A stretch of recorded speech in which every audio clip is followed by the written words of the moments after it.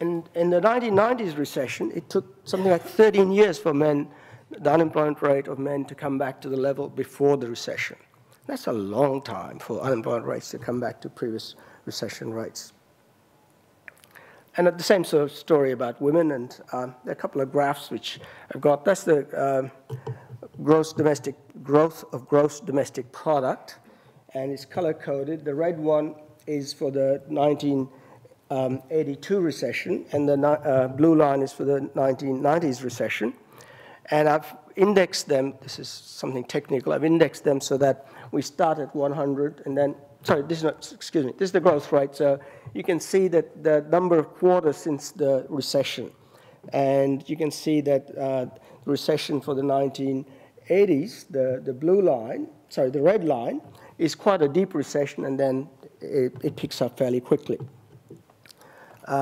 If you look at the unemployment rate for men, what you find is for the two recessions, again, starting at the beginning of the recession, I don't have a pointer, so I can't point out, but I've indexed them at 100, and the red line is for the 1980s. Unemployment goes up, and it takes about 5 or 6 years before unemployment rates come back to what they used to be before, 6 years before it comes back to the unemployment rate before the recession started. For the 1990s recession, it takes something like 13 years before the unemployment rate comes back to what it used to be before the recession started.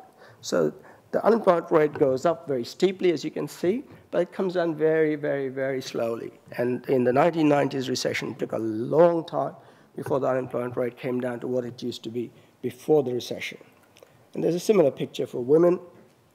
I won't go through the details, but you can see that unemployment rate grows very rapidly to start with during the recession, but then it takes ages and ages and ages before it comes back to the levels it used to be before the recession started.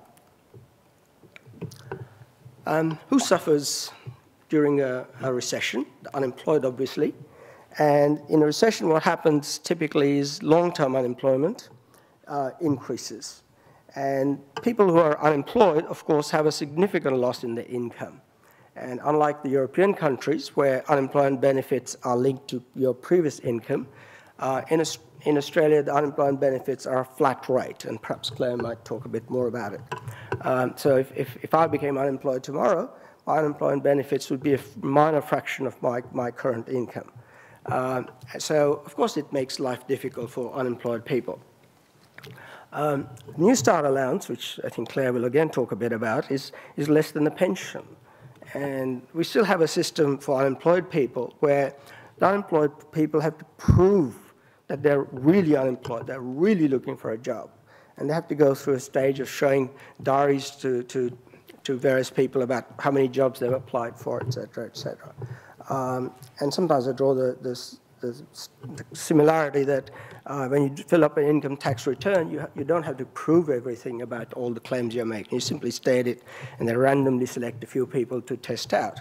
But for unemployed people, every person has to show that they've looked for jobs and they've applied for jobs. Who are the people who are likely to become unemployed and long-term unemployed from the evidence we have? The long-term unemployed people are those who've been unemployed for 12 months or longer. After the 1980s recession, the long-term unemployment rate, which is the percentage of long-term unemployed, never got back to the previous level that we had before the recession because it got hit by another recession in the 1990s.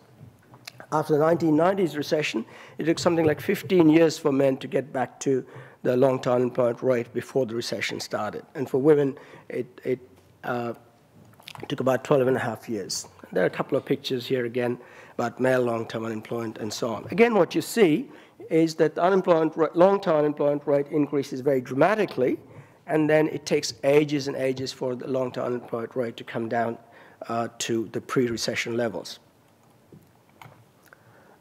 Who suffers? Clearly, the people who are unskilled and who are young are the people who, in some sense, get hit most by unemployment. And I use the phrase that unemployment is not a democratic process. It selects people very much, does not people aren't selected randomly in a process of unemployment. People who get selected for unemployment are those who left school early, so there's a warning for people who are from schools here. Try and finish your schools, try and get to university, you'll do much better in the long run. And young people are more likely to be unemployed because they are entering the labour market, and when there's a recession, firms have stopped hiring workers, so they're likely to find they can't find jobs. So young people are also likely to move from jobs, and if they move from a job, it's more difficult to find the next job. And there's also a system called last in, first out, which means that if you are employed just recently in a firm, then the first person who gets laid off or made redundant is the person who was hired in last. So that person, again, is likely to be the young person. The other thing that happens with unemployment is that people who are working in manufacturing, and if they're made redundant, and especially if they're old people, find that they're very unlikely to find a job again.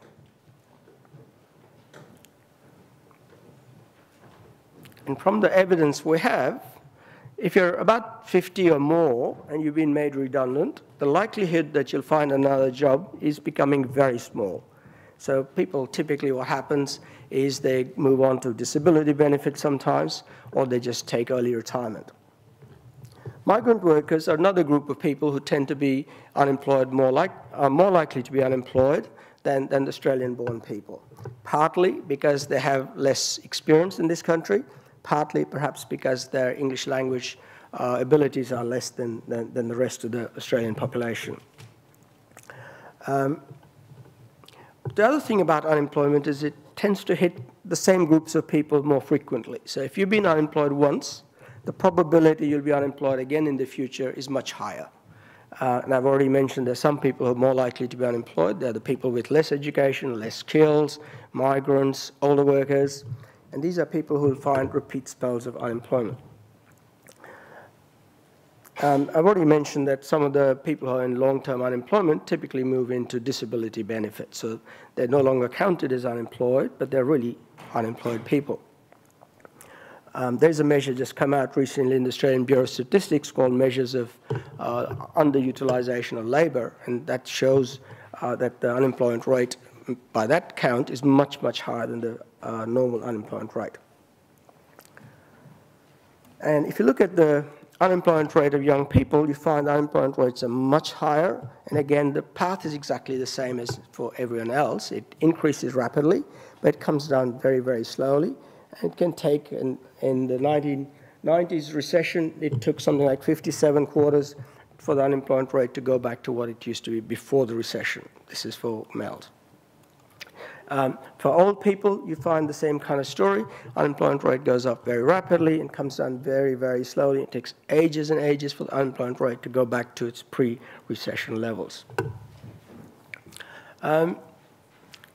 It's not only the unemployed people who suffer. I think some of the evidence coming through is that employed people also have problems during a recession because they find that they have to work harder, they have to be more careful, more polite to the boss, because they are worried about being made redundant.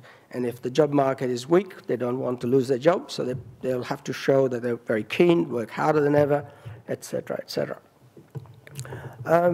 There are stories in the United States where workers leave the car overnight in the car park, so the boss thinks, oh, this guy's come in early to work. So then sometimes the boss gets smart to this trick and puts his hand on the engine to see if it's warm or not. So work-related stress is likely to increase in a recession as well. Pensioners, of course, have discovered in this global financial crisis that their superannuation funds have disappeared, or disappeared to a great extent. So they have suffered. Some people who become unemployed have lost their homes, so homelessness is likely to increase. And we've talked about some firms going bankrupt. Of course, some owners will also suffer to some extent.